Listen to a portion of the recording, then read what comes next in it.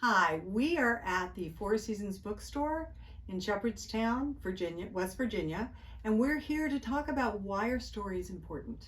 My name is Tanya, and I love stories. One of the things I love about stories and why they're important is they validate the existence of the person that has that experience. And I think that one of the reasons I think stories are so important is because they also tell us what we value.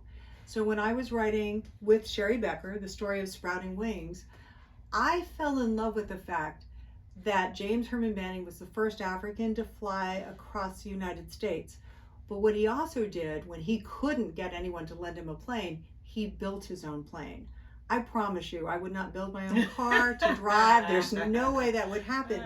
So, what we value is in the stories that we tell. And this particular story is really important for Black America at this time because this is a time when our stories were erased or told by someone who was outside of our community group. And so you'll notice that in the annuals of history, right?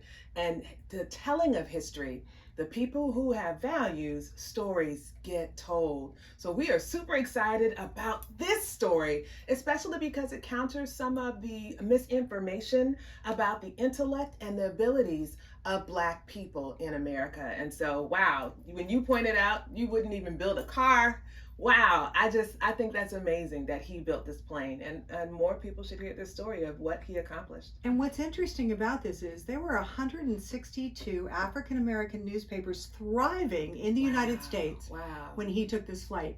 There wasn't an African American who didn't know who he was. That's an entire community.